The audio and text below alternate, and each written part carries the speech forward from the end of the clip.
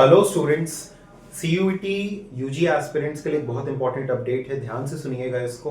दो क्वेश्चंस मैं आपको आंसर करने वाला हूं। पहला कि क्या बीकॉम ऑनर्स चूज करने के लिए डीयू से मैथ्स कंपलसरी है, और दूसरा क्या सब्जेक्ट कॉम्बिनेशंस आपको डीयू और बीएचयू के लिए रखने चाहिए।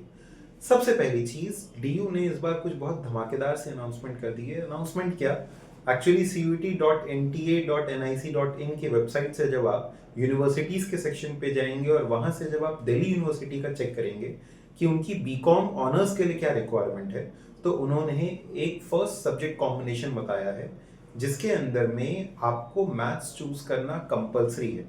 You have to choose any language, you have to choose maths or applied mathematics and any other two subjects which are from list B, जो कि उन्होंने दे रखा है।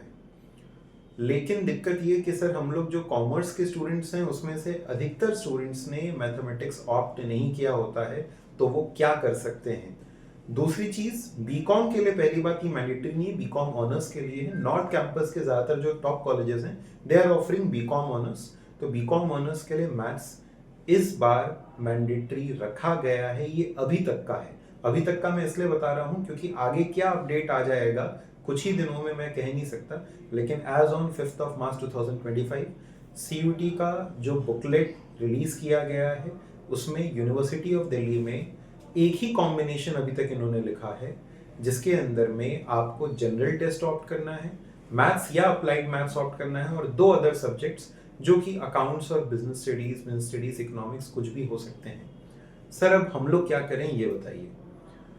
पहली चीज ये कि अगर आप बीकॉम ऑनर्स के लिए जाना चाह रहे हैं तो फिलहाल आपको मैथ्स चूज करना मैंडेटरी है। भले ही आपने 11th-12th में नहीं पढ़ा है, इररिस्पेक्टिव ऑफ दैट आप ऑप्ट कर सकते हैं फॉर मैथमेटिक्स या अप्लाइड मैथमेटिक्स।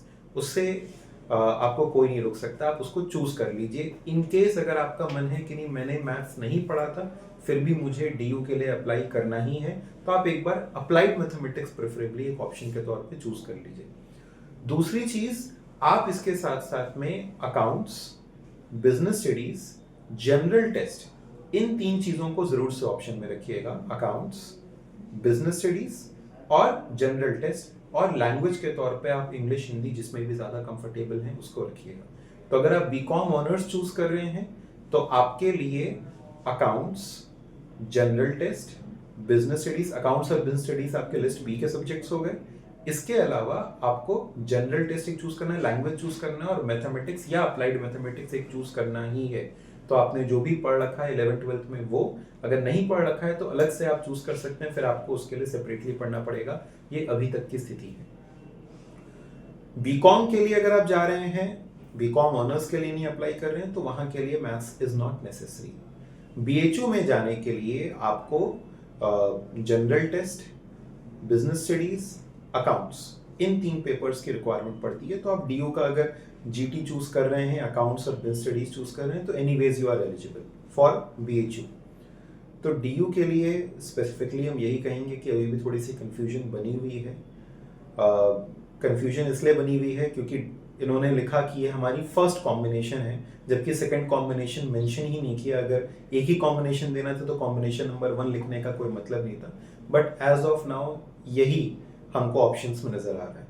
एक और चीज आप कर सकते हैं कि आप थोड़ा इंतजार करिए। आज 5 मार्च है, आप आगे आने वाले 4-5 दिनों को देखिए कि कैसा क्या प्रोग्रेस होता है।